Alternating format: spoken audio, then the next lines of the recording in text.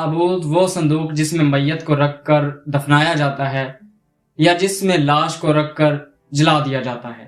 दुनिया में कदीम तरीन ताबूतों के शवाहद 5000 साल कबल अज़ मसीह में मिले हैं। इस वीडियो में आपको चंद ऐसे दिलचस्प और अजीब लोगों के बारे में बताया जाएगा जिन्होंने मरने से ही अपने लिए हैरत अंगेज ताबूत बना लिए थे। मछली का ताबूत। सन 1994 में बर्र-ए-आज़म अफ्रीका के एक मुल्क घाना में उसके दारुल हुकूमत अक्रा में एक बड़ा आदमी मर गया। इस अमीर आदमी के मरने के बाद जो ताबूत दिखाया गया वो एक ताबूत नहीं बल्कि एक बहुत बड़ी मछली थी।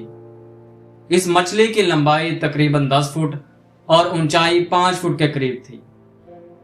ये मछली लकड़ी की बनी हुई थी। इसके एक पहलू से ढकना ऊपर उठाया गया था। मरने वाले की लाश मछली के अंदर पड़ी हुई थी और उस शख्स का नाम दीदे नोनो था। वो माहीगीरी की सनत से वाबस्ता था और इस सनत के चंद बड़े सरमायाकारों में उसका शुमार होता था।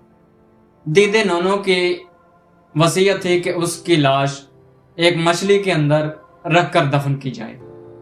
नंबर 2, सोने का ताबूत, गोल्ड कफिन।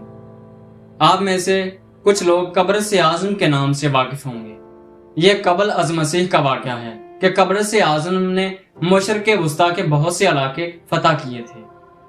इसी अरसे में वो इंतकाल कर गया और उसे सोने के ताबूत में रखकर दफन किया गया और संगे मरमर का 35 फुट ऊंचा मकबरा तामीर किया गया।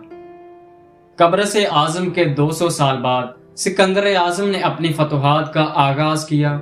सिकंदर-ए-आज़म ने फारस यानी ईरान का कुछ इलाका फतह कर लिया।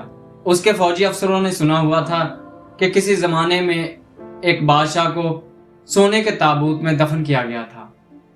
कब्र-ए-आज़म का ये मकबरा अब सिकंदर-ए-आज़म के कब्जे में था और उस पर पहरा बैठा दिया गया।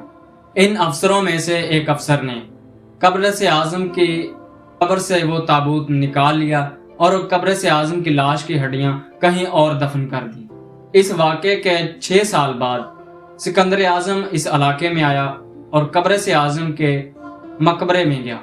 उसे शक हुआ कि यहाँ खुदाई की गई है। उसने जब तफ्तीश करवाई तो राज फाश हो गया।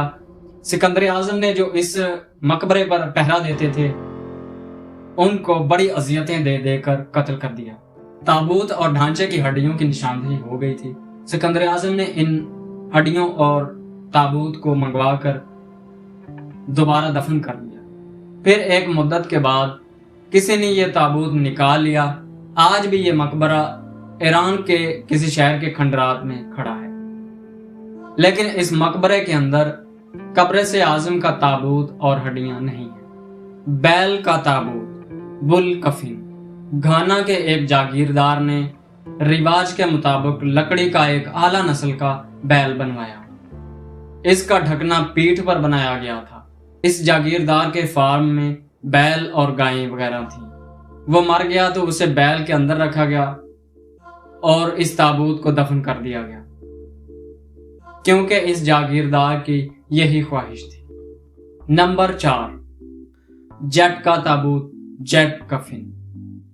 घाना ही के एक शहर तोगो में एक आदमी हॉलैंड की एक एयरलाइन KLM में पायलट था।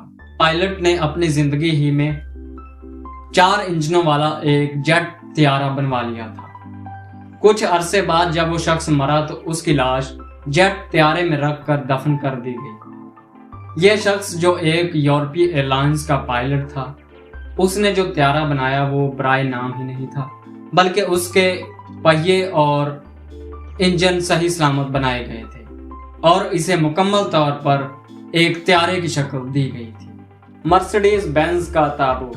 दोस्तों, आपको यह जानकर मजीद हैरानी होगी कि आज भी घाना में ताबूत तैयार किए जाते हैं जो मुख्तलिफ चीज़ों की अशकाल में तैयार किए जाते हैं। इन्हीं में से एक मर्सिडीज बेंज का ताबूत भी शामिल है। इन ताबूतों का ज़्यादातर इस्तेमाल अमीर लोग करते हैं। उनके ख्याल में ये मरने वाले शख्स की आला समाजी हैसियत की नुमाइंदगी करता है।